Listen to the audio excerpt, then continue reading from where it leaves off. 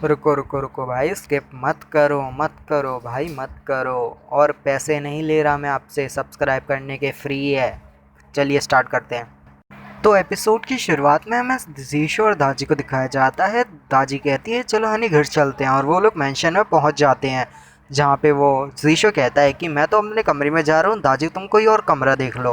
दाजी कहती है कि पर हनी, और वो कहती है आज पता नहीं हनी को क्या हो गया है, वो अजीब सा बर्ताव कर रहे हैं। तभी यहाँ पे दाजी की सिस्टर कहती है कि यही वो बंदा है ना, और इस टाइमलाइन में तो वो एक डीमन हंटर है। फिर वो कहती है कि दाजी क्या तुमने अपनी फीलिंग को रीडिस्कवर कर लिया, और दाजी उससे कुछ नहीं कहती। तो वो कहती है लगता है ये बिल्कुल काम नहीं करा, और ये जीशो की तरफ देखते हुए कहती है कि जब मैं बड़ी सिस्टर से मिली तब मैंने देखा था कि अपने 5th लाइफ टाइम में था, राइट। और जब ये रिकार्नेशन हुआ तो ये गे बन गया जिसको लड़के पसंद थे और लड़कों में इंटरेस्ट था। और फिर हमारा दोबारा जीशो रीइंकार्नेट होता है, पर वो छमक छल्लो यानी एक लड़की में बदल जाता है, और फिर वो एक मॉन्क में बदल जाता है जो कि लड़कियों को छूता भी नहीं है। उसके बाद वो दोबारा रीइंकार्नेट होता है पिग और डियर में। दाजी की सिस्टर दाजी से कहती है कि मुझे पता है तुमने काफ़ी ज़्यादा वेट किया है और यहाँ पे रीइंकार्नेट हुए, जब तक तुम उसको प्यार कन्फेस करने के लिए उसका वेट करती थी, मेरे ख्याल से तुम्हें हार मान लेनी चाहिए। दाजी कहती है आखिर तुम कहना क्या चाहती हो।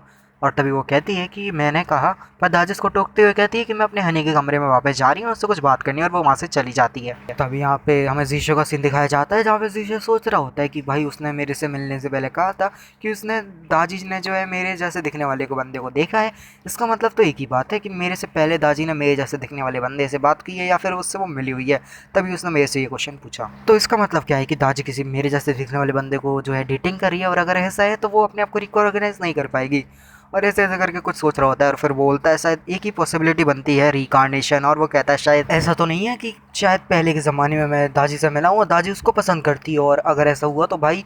तभी अचानक से शीशे को पीछे से आवाज़ आती है, हाँ तुमने बिल्कुल सही कहा। और तभी बंदा कहता है कि पहले के ज़माने में एक बंदा था, दादी उसको पसंद करती है, तुम्हें पसंद नहीं करती वो। और मुझे एक बात बताओ कि मेरे उसके ऊपर कौन सा एहसान है जिसको वो चुकाना चाहती है। तुम्हारी जानकारी के लिए बता दूँ कि 8 साल पहले मैंने तुम्हारी बॉडी का इस्तेमाल करा था एक डीमन हंटर को मारने के लिए दाजी के साथ मिलकर, और वो लाइट्स एयरपेंडेंट का यूज़ करा था।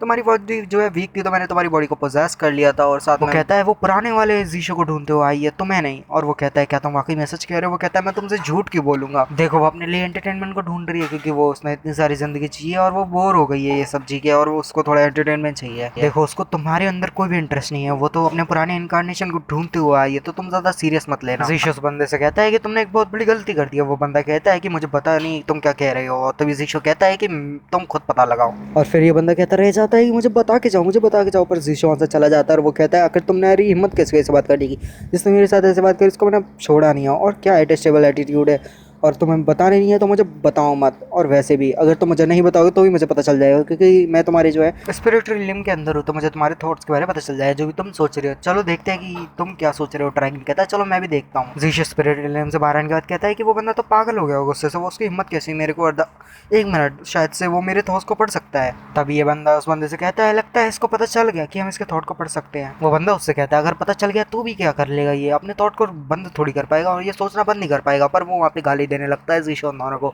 और काफ़ी ज़ोर ज़ोर से दे रहा होता है, मन में कह रहा होता है ये वो वगैरह वगैरह। तभी यहाँ पे पीछे से दाजी आती है और कहती है कि हनी आप ये क्या कर रहे हो। जीशो कहता है जाओमी देखो ये यहाँ से पता ही नहीं कौन से बाहर वाले लोग आ गए हैं मेरे स्पिरिट रिलेम के अंदर, मेरे को परेशान कर रहे हैं, मेरी मदद करो। और पता नहीं क्यों वो मेरे ख्यालों को जानने की कोशिश कर रहे हैं। हनी आपके ख्याल से शायद एक दो नहीं है वहाँ पे। वो कहता है क्या दाजी सिर्फ टायरन के बारे में जानती है, शायद दूसरे वाले के बारे में नहीं जानती। दाजी वो छोटा वाला ड्रैगन क्या तुम्हें याद है। वो कहती है पर हनी ऐसा नहीं हो सकता, वो ड्रैगन जो है वो एक फॉरबिडन है, और वो तुम्हारे अंदर कैसे आ सकता है उस स्पिरिट लेन के अंदर। वो ड्रैगन रहता है। वो कहता है असल में मैं यहाँ पे एक मिशन के लिए आया हूँ, और वो है सेरेशियल को सीनियर दाजी मिशन।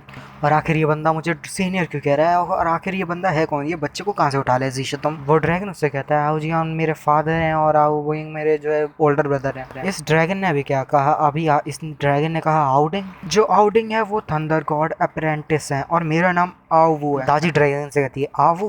वो कहता है नहीं आवू, और 5वें लेटर के बाद डिंग है। दाजी उससे कहती है कि मुझे बता सकते हो कि ये आखिर तुम्हारा मिशन कौन सा है। मैं तुम्हें नहीं बता सकता वो मिशन के बारे में, आई होप तुम समझ सकती हो सीनियर। वैसे छोटे ड्रैगन मुझे ये बताओ, वो मिशन जीशु के लिए सही है या बुरा है, जल्दी बताओ। अरे अच्छा है, जीशु के लिए तो बहुत अच्छा है। तभी दादी गुस्से से कहती है अगर तुम झूठ बोल रहे हो और मेरे को पता चल गया तो तुम्हारा तो खैर नहीं। ड्रैगन उससे कहता है हाँ मुझे पता है कि तुम कितनी खतरनाक हो। दादी उससे कहती है ठीक है अब तुम यहाँ से जा सकते हो। ड्रैगन कहता है थैंक यू। और यहाँ पे दादी उससे कहती है जरा 1 मिनट रुको, मुझे बताओगे कि जीशु को परेशान कौन कर रहा था। तभी ड्रैगन दादी से कहता है असल में मैं नहीं था, ये टायरन था जो जीशु को परेशान कर रहा था, उसे बुली कर रहा था। और दादी जीशु से कहती है कि वाकई में ऐसा था। जीशु कहता है वेल। दादी तभी उससे कहती है ड्रैगन से कि अगर अगली बार ऐसा कुछ किया तो अगली बार याद रखना कि मैं क्या करूंगी। तो वो कहता है थैंक यू। जीशु काफी उदास होता है। दादी पूछती है बताओगे हनी आज तुम उदास क्यों हो इतने। तभी जीशु कहता है मेरे एक क्वेश्चन है उसका आंसर एकदम सही देना। जीशु दादी से क्वेश्चन पूछते हुए कहता है कि अगर मैं बेकार दिखता और लंगड़ा होता तो क्या तुम मेरे को वहाँ देखने आती। वो कहती है हाँ मैं बिल्कुल आती। और अगर मैं चमक चलो सॉरी मतलब मैं अगर वुमेन होता तो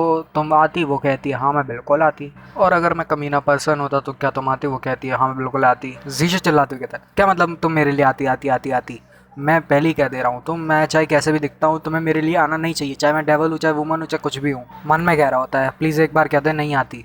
और वो कहता है अपने मन में कि अगर दाजी जो है मेरे लिए आती रही और ऐसे आती रहेगी तो जो टायरेंट बिल्कुल सही कह रहा था पहले की लाइफ में कि वो मेरे लिए नहीं आती किसी और के लिए आती है। दाजी कहती है मैं, और फिर कहती है जीशु से कि असल में मैं तुम्हारे लिए आती हूँ क्योंकि तुम चाहे जैसे भी दिखते हो मुझे तुम पसंद हो और मैं तुम्हारे लिए आती रहूँगी चाहे कुछ भी हो। जीशु कहता है पर वो उसे शांत करते हुए कहती है बट जीशु। दादी जीशु से कहती है अगर तुम इविल होते, अगर तुम लोअर होते और अगर तुम मेरे को पसंद नहीं करते और अगर तुम ये सोचते कि मैं तुम्हें पसंद नहीं करती तब भी मैं तुम्हें यहाँ पे छोड़ के नहीं जाती। जीशु कहता है क्या ऐसी बात है।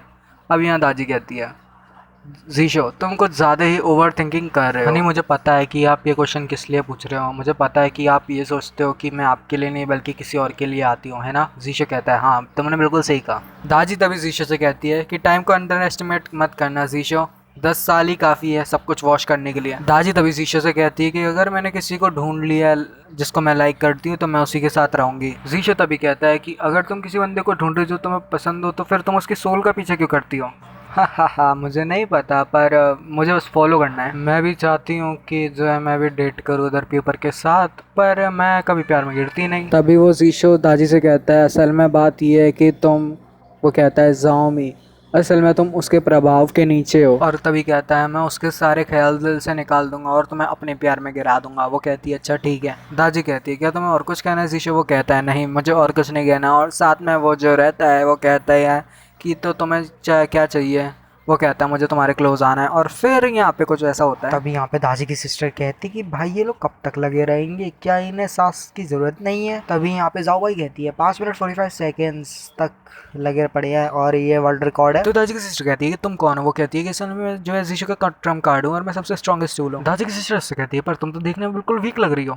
हाँ मैं थोड़ी सी वीक हूँ पर यहाँ पे जो है तुम ये जरा देखो और मेरी पावर जो है डिवाइन लाइटनिंग है। जीशु आता है कहता है तुमने घड़ी क्यों रोज दी। दादी कहती है क्या तुम्हारा देखना हो गया। जाओ भाई तभी कहती है अरे मैं तो यहाँ से गुजर रही थी। वो बंदी कहती है हाँ मैं भी। जीशु जाओ भाई को अंदर बुलाता है और जो दादी रहती है अपनी यंगर सिस्टर को एक किक लगाती है जिससे वो दूर जाके गिरती है। जिंग तभी कहती है कि कौन है यहाँ पे। तभी लिंगशो कहते हैं लगता है सीनियर और दाजी। और जो दाजी की यंगर सिस्टर रहती है वो डायरेक्ट लिंगशो के ऊपर गिरती है जिससे लिंगशो की मुंडी जो है पीछे हो जाती है। जो लिंगशो की मुंडी रहती है दूर जाके गिरती है जैसे वो कहते हैं कि मैं वापस आ गया। यहाँ पे जिंग लिंगशो से कहती है क्या आप ठीक हो। वो कहता है हाँ मैं बिल्कुल ठीक हूँ। तभी वो लड़की कहती है आओ कितनी जोर से लगी। तभी लिंग कहती है कि क्या हुआ तुम कौन हो। तभी दादी कहती है कि ये अनोइंग है पर ये मेरी सिस्टर है। तभी यहाँ वो कहती है कि मैं एक पीपा स्पिरिट हूँ और मैं जो है जाऊशी तुम मेरे को बुला सकते हो। वो कहता है तो आप उसी ने जाओ। तभी दादी कहती है चलो घर के अंदर चल के बात करते हैं। लिंगशो कहते हैं अच्छा ठीक है। तो यहाँ पे 20 मिनट के बाद हमें खाने की टेबल का सीन दिखाया जाता है जहाँ पे जो है चिकन आती है और कहती है ये रहा सर आपके डिशेस और ये वो खाने की चीजें रख देती है। और यहाँ पे वो टाटा करते हैं वहाँ पे खाने का सामान रखती है और जीशु और दादी से पूछते हैं बताइए मास्टर और मिस्ट्रेस कैसा है बनाइए। तो जैसे ये लोग कहते हैं तो तभी जो दादी और जीशु रहते हैं वो कहते हैं बहुत बढ़िया। और यहाँ पे जो दादी रहती है वो कहती है कि ये बताओ अब सिचुएशन क्या है वगैरह वगैरह खाना खाते बात करते हैं। लिंगशो कहते हैं कि यहाँ पे जो है हमारे पास ये है वगैरह वगैरह। और यहाँ पे इन्फॉर्मेशन है जिंग के सोल के बारे में, उसका अनदर पीस जो है हमने ढूंढ लिया है और हम देखेंगे उसको। और जिंग कहती है हाँ। और यहाँ पे जीशो कहता है तो वैसे ये बताओ कि यहाँ पे ये क्या चल रहा है वगैरह वगैरह। यहाँ पे ये लोग आपस में बात करते हैं जो कि कुछ काम की नहीं है। और फिर ये कुछ हमारे जीकुन के बारे में बात करते हैं। तो यहाँ पे जीशो कहता है कि उसने अपना रिगेन कर लिया विकार। और यहाँ जीशो कहता वो दाजी कहती है ओके। अब यहाँ पे उसकी सिस्टर कहती है मुझे भी कुछ कहना है। तभी यहाँ पे वो कहती है कि मुझे आज बिग सिस्टर के साथ सोना है। और यहाँ पे वो कहती है ब्रदर इन लॉ आपको कोई दिक्कत तो नहीं है? यहाँ पे जीशु कहता है हाँ ठीक है आप सो सकते हो, मैं कहीं और सो जाऊँगा। वो कहती है आप ब्रदर इन लॉ को टेंशन नहीं है तो तुम भी दाजी प्लीज़ मैं आपके साथ सो सकते हो।